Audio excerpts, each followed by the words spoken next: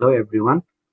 यो भिडियोमा हामी प्राइस इलास्टिसिटी मेजरमेन्टको टोटल आउटले मेथड अथवा टोटल एक्सपेन्डिचर मेथड हामी हेर्दैछौँ अथवा अल्फ्रेड मार्सलले डेभलप गरेको एउटा यो इम्पोर्टेन्ट मेथड हो। यो पनि यसमा चाहिँ हामीले कुनै पनि कन्ज्युमरले प्राइस चेन्ज हुँदाखेरि उसले खर्च बढाउँछ अथवा घटाउँछ अथवा उसले गर्ने डिमान्ड गर्दाखेरि टोटल एक्सपेन्डिचर के गर्छ। सो त्यो चेन्ज इन प्राइस र टोटल एक्सपेन्डिचरमा भएको चेन्जको डिरेक्सन हेरेर हामीले यदि प्राइस इलास्टिसिटी मेजर गर्छौँ भने त्यसलाई टोटल एक्सपेन्डिचर अथवा टोटल आउटले मेथड भन्छौँ। सो टोटल एक्सपेन्डिचर भनेको यहाँनिर हामीले पर युनिट प्राइस कति पे गर्दैछौँ र कति युनिट किन्दैछौँ। सो पी इन्टु क्यू गऱ्यो भने टोटल एक्सपेन्डिचर आउँछ। अनि जहिले पनि हामीले गरेको टोटल एक्सपेन्डिचर र प्राइस चेन्ज भएको डिरेक्सन हेरेर इलास्टिसिटी मेजर गर्छौँ र यो भित्र तीनवटा टाइपको इलास्टिसिटी हामीले डिफाइन गर्न सक्छौँ by comparing direction of change in total expenditure and change in price of the commodity. So त्यही बारेमा यो भिडियोमा हामी डिस्कस गर्दैछौँ। So professor Marshall has develop the total expenditure method to measure the price elasticity of demand. यो चाहिँ Alfred मार्शलले develop गरेको मेथड भइहाल्यो मैले अघि भने जस्तै। So under this method price elasticity of demand can be measured by comparing total expenditure made by consumers with change in price of the commodity. Price घटबड भएसँगै अथवा प्राइसले चेन्ज हुँदाखेरि अथवा कुनै पनि गुड्सको कुनै पनि प्रोडक्टको प्राइस चेन्ज हुँदाखेरि त्यो चेन्ज भएको कारणले हामीले गर्ने टोटल खर्चमा अथवा हामीले कन्ज्युमरले गर्ने टोटल आउटलेमा कुन प्रकारको चेन्ज आउँछ त्यो चेन्जको डिरेक्सनहरू हेरेर हामीले इलास्टिसिटी मेजर गर्छ यसमा। So it means under this method we consider the direction of change in price of the product and total expenditure made by consumers on it to calculate price elasticity. So, कन्ज्युमरले खर्च गरेको total expenditure कति छ अथवा खर्च गरेको रकम कति छ, अमाउन्ट अफ टोटल एक्सपेन्डिचर कति छ, बढेको छ अथवा घटेको छ। कति भन्दा पनि यो बढेको छ अथवा घटेको छ अथवा कन्स्ट्यान्ट, तीनटा केस हुन्छ। कि त बढेको हुन सक्छ, कि त घटेको हुन सक्छ, कि त एज इट इज कन्स्ट्यान्ट हुन्छ। के हुँदाखेरि प्राइस बढ्दा अथवा प्राइस घट्दा अथवा प्राइस कि बढ्छ कि घट्छ अनि प्राइस घट्ने बढ्ने हुँदाखेरि यतातिर हाम्रो टोटल एक्सपेन्डिचर पनि बढ्दैछ अथवा घट्दैछ अथवा कन्स्ट्यान्ट के भएको छ। So when with change in price what happens to the total expenditure if it is increasing or whether it is decreasing or whether it remains constant. So यही कुरालाई कम्पेरिजन गरेर हामीले इलास्टिसिटी यहाँनिर फाइन्ड आउट गर्न सक्छौँ। So total outlay अथवा total expenditure भनेको के हो? It is the product of price and quantity of the good अथवा प्राइस र क्वान्टिटी कति किनेको छौँ, पर युनिट प्राइस कति छ र कति युनिट किन्दैछौँ त्यसलाई मल्टिप्लाई गर्यो भने टोटल एक्सपेन्डिचर आउँछ। So total outlay or total expenditure भनेको price per unit into quantity demanded हो। यसरी प्राइस चेन्ज हुँदाखेरि प्राइस बढ्दा अथवा घट्दाखेरि टोटल एक्सपेन्डिचर बढ्दैछ अथवा घट्दैछ अथवा एज इट इज के छ त्यो डिरेक्सन अथवा त्यो दुईटै चेन्ज इन प्राइस र चेन्ज इन टोटल आउटलेको डिरेक्सन हेरेर हामीले डिफ्रेन्ट टाइप्स अफ इलास्टिसिटी हामीले यहाँ मेजर गर्छौँ। So making comparison between total expenditure and price there are three different possibilities or there are three types of price elasticity of demand. अथवा हामीले price change हुने direction र total expenditure change हुने डिरेक्सनलाई comparison गर्दाखेरि तीनवटा केसहरू आउन सक्छ, तीनवटा पोसिबिलिटीहरू आउन सक्छ। अनि त्यही तीनवटै पोसिबिलिटीको बेसिसमा तीनटा टाइप हुन्छ प्राइस इलास्टिसिटीको भनेर हामीले भन्न सक्छौँ। So there are three possible cases while making comparison between total expenditure and change in price or change in total expenditure and change in total price change in price and change in total expenditure अनि त्यसकै बेसिसमा हामीले तीनवटा type पनि छुट्याउन सक्छौँ। So के हुन सक्छ? नम्बर फर्स्ट एउटा केस के हुन सक्छ भन्दा इलास्टिक डिमान्ड अथवा elasticity of demand is greater than 1। So EP is greater than 1 हुन सक्छ एउटा।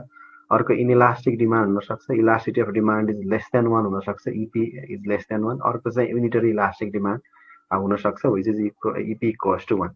सो यो तीनवटा केस के हुँदाखेरि हुन्छ भन्ने कुराको यहाँ मैले थोरै डिस्क्रिप्सन टेबलमा राखेको छु। यो टेबल हेर्छौँ एकखेर। सो प्राइस छ यहाँ सुरुको कलममा हामीले प्राइस देखायौँ अनि त्यसपछि के हुँदाखेरि इपी ग्रेटर देन 1 हुन्छ अनि के हुँदाखेरि हाम्रो इपी लेस देन 1 हुन्छ र के हुँदाखेरि इपी इक्वल टु 1 हुन्छ भन्ने कुराको रिलेसन यहाँ हेर्दैछौँ। सो यहाँनिर हामीले कम्पेरिजन गर्ने दुईवटा कुरा के हो? Change in price and change in total expenditure अथवा change in price and as a result what happens to the total expenditure of the consumers. Okay, so price बढेको छ, सुरुमा प्राइस बढ्दैछ, प्राइस बढ्दाखेरि टोटल एक्सपेन्डिचर घट्यो। Okay, price बढ्दा total expenditure घट्यो र प्राइस घट्दा टोटल एक्सपेन्डिचर बढ्दैछ. That means there is inverse change in price and total expenditure. अथवा यहाँनिर हाम्रो कम्पेरिजन गर्दाखेरि if there is inverse relationship between change in price and change in total expenditure, or if change in price and change in total expenditure are going on the opposite direction.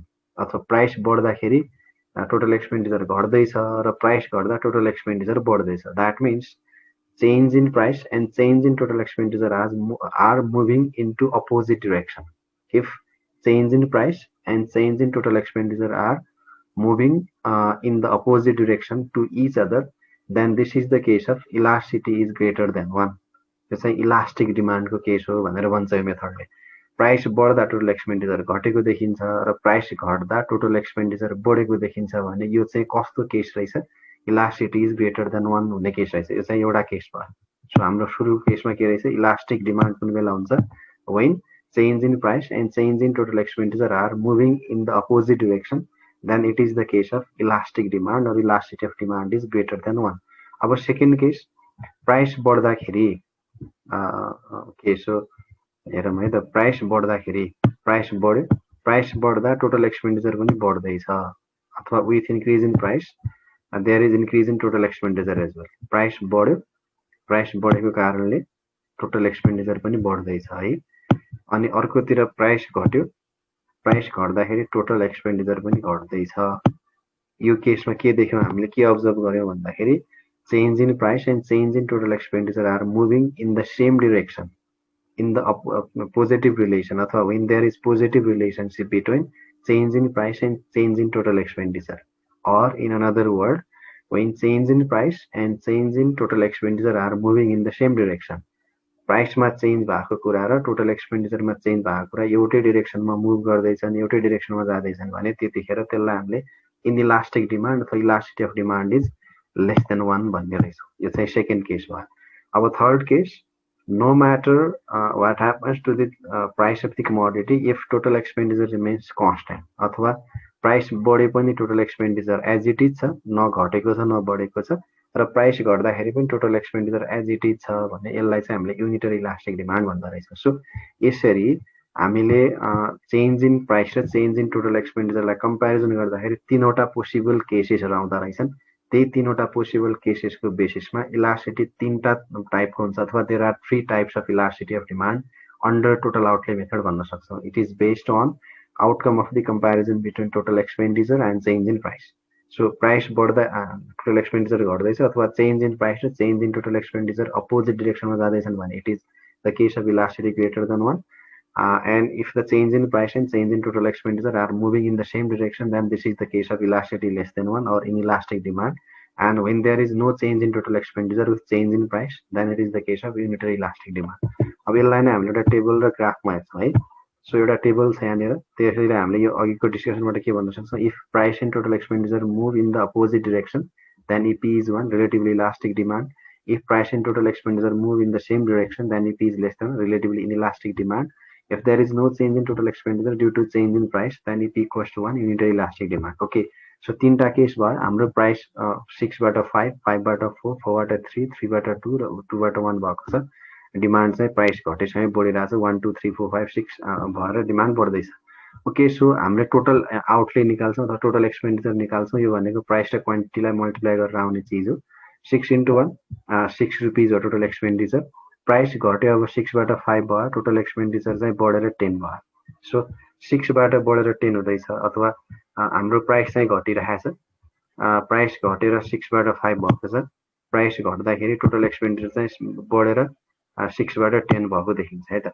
यो बढेको देखिन्छ. अब मैले यहाँ दुइटै downward arrow भन्नुको meaning चाहिँ यहाँनिर त्यो इन्डिकेसन गरेको. ओके, प्राइस चाहिँ 5 बाट बढ्यो, सरी 6 बाट घटेर 5 भयो भने टोटल एक्सपेन्डिचर चाहिँ 6 बाट बढेर 10 हुँदैछ. So this is the case of elasticity greater than 1. अर्को बेला अब प्राइस चाहिँ हाम्रो 4 बाट 3 भयो प्राइस घट्दाखेरि. ओके, सो प्राइस 5 बाट 4 भयो अनि 4 बाट 3 भयो, प्राइस चेन्ज हुँदैछ, तर टोटल एक्सपेन्डिचर 12 बाट 12, there is no change in total expenditure. So it is the case of elasticity equal to 1. अथवा प्राइस 4 बाट 3 भइसक्यो, घटिसक्यो, तर total expenditure as it is छ. सो यो चाहिँ युनिटरी इलास्टिक डिमान्ड भयो. Again there is decrease in price. Price घटेर 2 बाट 1 हुँदैछ अनि टोटल एक्सपेन्डिचर पनि घटेर 6 बाट 10 बाट 6 भएको छ. सो प्राइस घट्दा टोटल एक्सपेन्डिचर पनि घटेको छ. That means price and total expenditure are moving in the same direction. So it represents or it indicates elasticity is less than 1 or relatively inelastic demand. यसरी हामीले table हेर्न सक्छौँ. अब ए टेबललाई हामीले ग्राफमा देखाउने हो भने हामीले यो नेचरको ग्राफ अब्टेन गर्छौँ. ओके, सो यहाँनिर ग्राफ हेर्दाखेरि हाम्रो एक्स एक्सिसमा टोटल एक्सपेन्डिचर दिएको छ र वाइ एक्सिसमा हाम्रो प्राइसहरू दिएको छ. ओके, सो हाम्रो यहाँ एफ पोइन्टबाट सुरु हुँदैछ. पोइन्ट एफबाट सुरु गरे पनि भयो अथवा पोइन्ट एबाट सुरु गरे पनि भयो. अब यहाँनिर मैले ए टु सी भनेको छु. ओके, पोइन्ट एमा प्राइस घट्दैछ है. ओके, पोइन्ट एमा प्राइस 6 छ. प्राइस 6 हुँदाखेरि टोटल एक्सपेन्डिचर पनि 6 भएको देखिन्छ. अनि प्राइस घटेर 5 भयो. पोइन्ट बीमा प्राइस घटेर 5 भएको छ. पोइन्ट सी सम्म आउँदाखेरि प्राइस घटेर 4 सम्म आउँदैछ तर टोटल एक्सपेन्डिचर बढेर 6 बाट 12 सम्म पुगेको देखिन्छ. सो ए देखि सी अथवा सी देखि ए पार्टले के देखाउँछ? Elasticity greater than 1. किनभने प्राइस घटिरहेको छ यहाँसम्म पोइन्ट सी सम्म. एबाट सी सम्म आउँदा प्राइस घटेको छ तर टोटल एक्सपेन्डिचर बढेको छ. So there is opposite direction of change in price and change in total expenditure. So यो एएफ कर्भको एसी पार्टले के रिप्रेजेन्ट गर्दो रहेछ? Elasticity greater than 1. ओके, अब फेरि प्राइस घट्दैछ. 4 बाट 3 सम्म पुगिसक्यो प्राइस. सीबाट डी पुगिसक्यो तर हाम्रो टोटल एक्सपेन्डिचर के छ? एज इट इज छ. 12 रुपिज भन्दा न बढेको छ न घटेको छ. सो सीदेखि डी पार्टले के देखाउँछ? इलास्टिसिटी इक्वल टु 1 देखाउँछ. ओके, अगेन अब त्यहाँनिर हाम्रो यो प्राइस घट्दैछ. 3 बाट 2, 2 बाट 1 हुँदैछ भने टोटल एक्सपेन्डिचर पनि घटेर फेरि 12 बाट यतातिर आउन थाल्यो. एक्सपेन्डिचर घट्यो with decrease in price. Price घट्दाखेरि एक्सपेन्डिचर पनि हाम्रो घटेर यता आउँदैछ. 12 बाट 10, 10 हुँदा 8 आउँदैछ through out the segment D to F. So this part represents elasticity less than 1. Okay, यसलाई नै अब हामीले फेरि F पोइन्टबाट हेर्ने हो भने पनि त्यही कुरा देखिन्छ. अथवा हामीले F पोइन्टबाट हेरौँ एकखेर. F पोइन्टबाट सुरु गरेर हेर्ने हो भने ओके, पोइन्ट Fमा हाम्रो प्राइस कति छ? ₹1 छ. त्यतिखेर टोटल एक्सपेन्डिचर 6 रुपिज रहेछ. ओके, सो प्राइस बढेर 2 भयो. बढ्दै बढ्दै 3 सम्म पुग्यो भने हाम्रो टोटल एक्सपेन्डिचर पनि बढेर 12 सम्म पुग्दैछ. अथवा प्राइस बढ्दाखेरि टोटल एक्सपेन्डिचर पनि बढ्दैछ है. 6 बाट 12 पुग्दैछ. अनि यो चाहिँ के भयो? सेम डिरेक्सनमा मुभ गर्दैछ. सो डी टु एफ अथवा एफ टु डी पार्टले के देखाउँछ? Elasticity less than 1. Again price बढ्दैछ. 3 बाट 4 हुँदैछ तर total expenditure as it is छ. 12 भन्दा बढेको छैन. सो यो सिडी सेगमेन्टले के देखाउँछ? अथवा डीसी सेगमेन्टले इलास्टिसिटी इक्वल टु 1 देखाउँछ. Again there is increase in price. 4 बाट प्राइस बढ्दै बढ्दै 5 हुँदै 6 पुग्यो तर टोटल एक्सपेन्डिचर हाम्रो के हुँदैछ? घट्दै यतातिर आउँदैछ. अथवा हाम्रो रिभर्स भएर 12 बाट 6 तिर आउँदैछ भने यो चाहिँ केस के भयो? There is opposite movement or opposite change of direction अथवा direction of change in price and total expenditure is opposite to each other. So यो सिए पार्टले के देखाउँछ भन्दाखेरि इलास्टिसिटी ग्रेटर देन 1. सो यसरी हामीले ग्राफमा पनि 3वटा डिफ्रेन्ट सेगमेन्टलाई हेरेर यस्तो खालको कर्भ डिराइभ गर्छौँ. सो ए देखि सी अथवा सी देखि ए ले इलास्टिसिटी ग्रेटर देन 1, सी देखि डी अथवा डी देखि सी ले इक्वल टु 1, एफ देखि डी अथवा डी देखि एफ ले इलास्टिसिटी लेस देन 1 देखाउँछ. ओके, सो यसरी हामीले टोटल आउट लिएर प्राइसको चेन्ज भएको अमाउन्टलाई अथवा चेन्ज इन प्राइसको डिरेक्सन र चेन्ज इन टोटल एक्सपेन्डिचरको डिरेक्सन हेरेर 3वटा टाइपको इलास्टिसिटी मेजर गर्ने रहेछौँ. एउटा भनेको elasticity greater than 1 when change in price and change in total outlay are moving in the opposite direction. Price बढ्दा टोटल एक्सपेन्डिचर घटेको छ. प्राइस घट्दा टोटल एक्सपेन्डिचर बढेको छ भने इलास्टिसिटी ग्रेटर देन 1.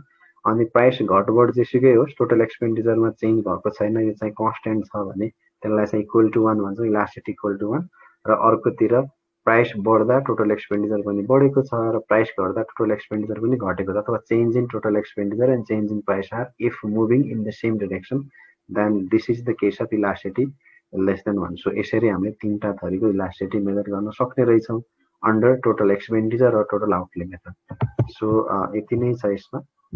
ओके, एउटा क्वेसन पनि रहेछ है त. एउटा म्याथमेटिकल क्वेसन पनि रहेछ.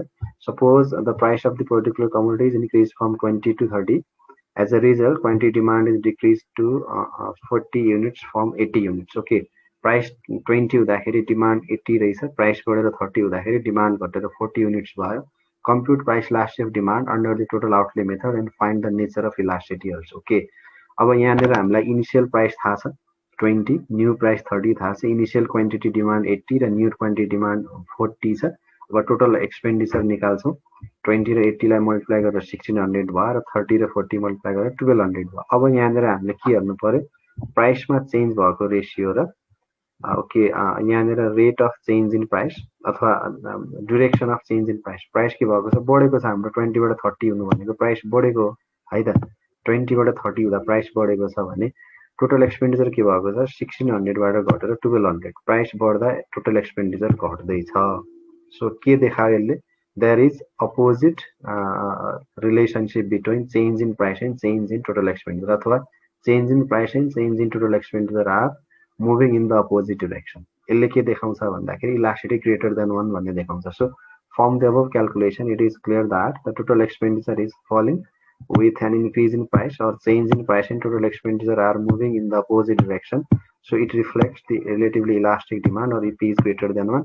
So यसलाई luxurious goods रहेछ अथवा यो चाहिँ इलास्टिक डिमान्ड भएको गुड्स रहेछ भनेर हामीले भन्न सक्छौँ। यसरी हामीलाई क्वेसन दिएर टोटल आउटले मेथडबाट मेजर गरी इलास्टिसिटी भन्नु भने हामीले के गर्नु पर्यो, प्राइस र क्वान्टिटीलाई मल्टिप्लाई गरेर टोटल एक्सपेन्डिचर निकाल्ने। त्यसपछि वी हेभ टु लुक, यो डिमान्ड हामीलाई कामै लागेन। त्यसपछि यो डिमान्डको काम भनेको टोटल आउटले निकाल्न मात्रै हुन्छ। त्यसपछि हामीले प्राइस बढेको छ अथवा घटेको छ, अनि त्योसँगै टोटल एक्सपेन्डिचर बढेको छ अथवा घटेको छ। यो दुईटै सेम डिरेक्सनमा जाँदैछ भने इलास्टिसिटी लेस देन 1, यो दुईटै अपोजिट डिरेक्सनमा जाँदैछ भने इलास्टिसिटी ग्रेटर देन 1। इक्वल छ, टोटल एक्सपेन्डिचरमा चेन्ज भएको छैन, प्राइस घटे पनि बढे पनि, if the total expenditure remaining constant then such case is unitary elastic demand. So यसरी हामीले तीनटा इलास्टिसिटी मेजर गर्यौँ र एउटा यहाँ क्वेसन पनि हेऱ्यौँ के। So thank you.